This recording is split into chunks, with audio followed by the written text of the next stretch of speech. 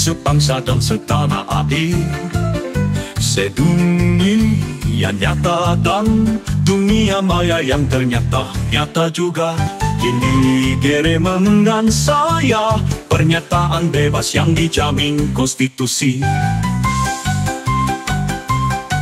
Kalau beda jangan baper, kalau baper jangan sama, kalau sama jangan beda. Karena kita tidak membela si apa, atau si api juga si apu. Kita membela kebebasan berpendapat, kebebasan berpikir. Asal proporsional, bukan asal caci maki, bukan pula puja-puji. Sekarang lagi gencar-gencarnya soal Mr. T. Siapa dia? Apakah Tesi, Tarsan, Timbul, Triman, atau bahkan Teguh, Dedengkot Sri Mulat? Tapi apakah emangnya ini dagelan? Bukan. Ini tentang seseorang yang konon adalah bandar judi online yang mendapatkan backingan politik kuat dari elite kita. Untuk tahu siapa Mr. T yang disebut-sebut di media soal salah satu bandar judi online kebal hukum itu, sebetulnya tidak perlu ditanyakan pada presiden. Di zaman digital ini orang awam pun sebetulnya bisa menelisinya. Karena dulu ada presiden mengaku tahu segalanya, semua dalaman partai bahkan, mau mereka begini, begitu, mau kemana, tahu segalanya.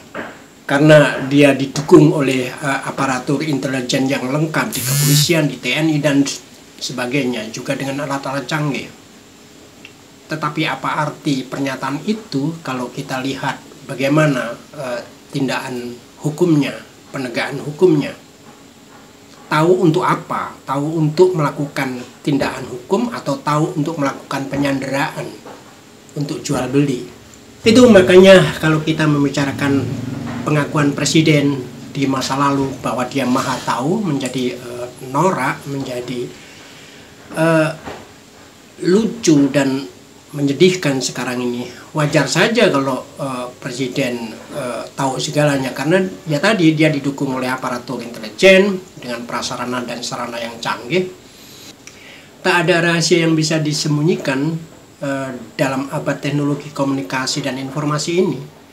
Dan itu artinya untuk zaman sekarang ini bukan hanya presiden yang bisa tahu segalanya, tapi orang awam pun bisa mengetahui kalau dia mengetahui program internet, pemrograman komputer, teknologi informatika. Maka di zaman sekarang ini, jika ada seorang presiden ditanya oleh media soal Mr. T, jawabnya tidak tahu, bagaimana bisa? Apalagi kata si penyebut inisial, hal itu sudah dilaporkannya dalam forum formal kepada presiden di istana tahun 2023. Presiden dan beberapa pejabat negara, menteri mendengarnya langsung. Bahkan si pelapor sudah bicara 4 mata dengan presiden. Bicara kok 4 mata, mulutnya untuk melihat. Kok bisa bilang tidak tahu di tahun 2024, amnesia, sudah lupa. Katanya punya data intelijen, dilengkapi alat-alat intelijen yang canggih beberapa dari negara Israel. Saya nggak tahu, jangan tanya saya.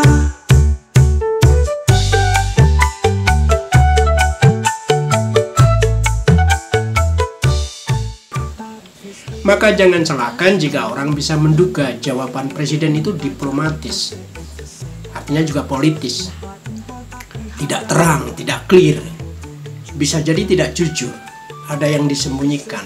Karena seperti yang dikatakan kepada Rieke Diah Pitaloka, yang penting itu kerja, politik hanya bikin ribut. Itu teknik reduksi politik di zaman Jokowi. Namun bukankah jawaban soal Mr. T itu politis? Bukankah itu artinya dia sedang bermain politik?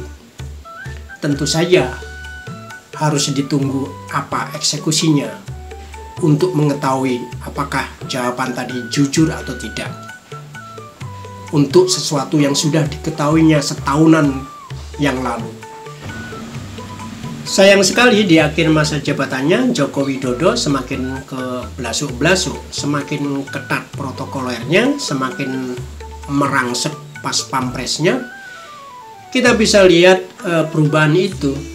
Jokowi tidak sebagaimana awal-awalnya, tetapi semuanya wajar bisa terjadi karena di dekat kekuasaan yang paling dominan adalah all penjilatsmen. Kalaupun bukan penjilat, orang-orang yang takut menyampaikan kebenaran karena kepentingan. Jawaban presiden yang tidak tahu itu akan makin menunjukkan reputasinya yang makin melorot. Sebagai presiden yang akan mengakhiri masa jabatannya, mestinya Joko Widodo nothing tulus. Apalagi yang mau dipertahankan, apalagi yang mau dikejar. Legasi, approval rating. Untuk apa semuanya itu? Bukankah jabatannya akan berakhir?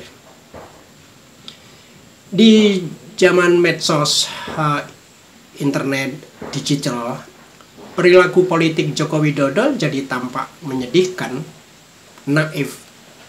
Zaman sekarang apa yang dibanggakan Joko Widodo bahwa dia punya segalanya. Aparat intelijen yang akan memasok semua data. Itu bisa jadi tertawaan sekiranya terus dibangga-banggakan melulu. Apalagi dengan pengetahuannya itu tidak ada yang dilakukannya. Apalagi ketika Presiden menunjuk Budi Ari sebagai Menkominfo. Dan kita tahu apa pernyataan Menkominfo itu, bahwa judi online itu susah diberantas. Bahkan Komandan Relawan Joko Widodo itu juga bilang tidak mudah menangkal peretasan, kayak kasus peretasan Pusat Data Nasional sementara belum lama lalu.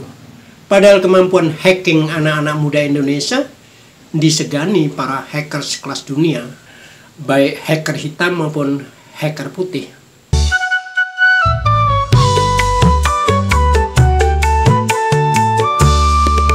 Presiden yang bentar lagi lengser, masih asyik bagi-bagi bansos, bagi-bagi kaos. Itu bansos atau kok bisa Pak Presiden?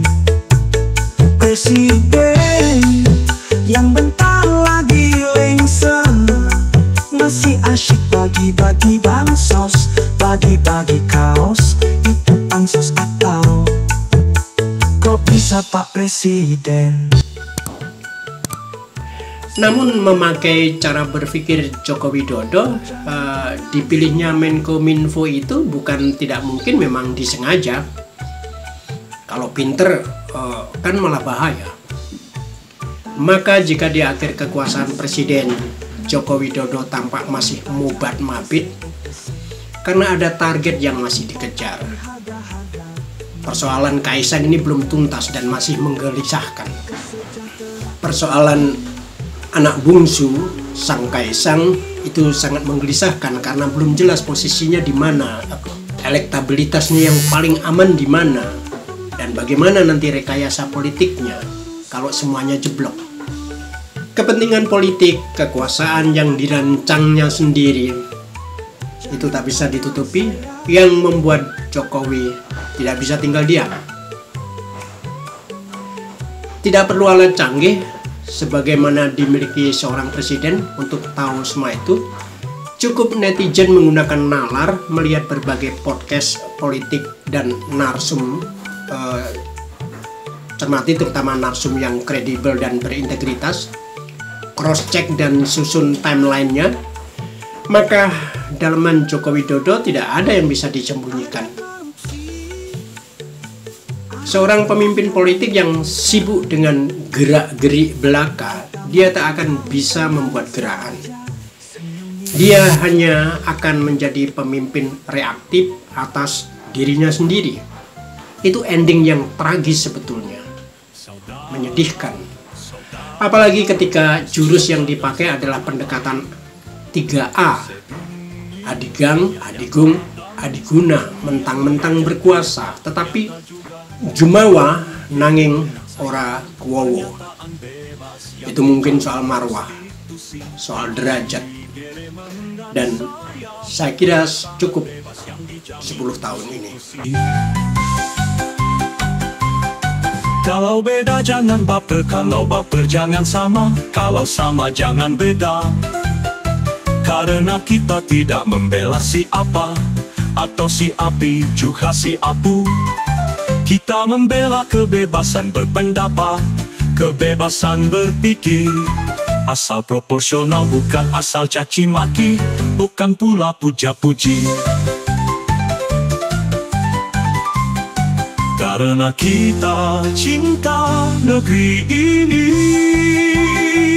yang rakyatnya masih baperan dan pemimpinnya kelas emperan, elitenya tidak karuan.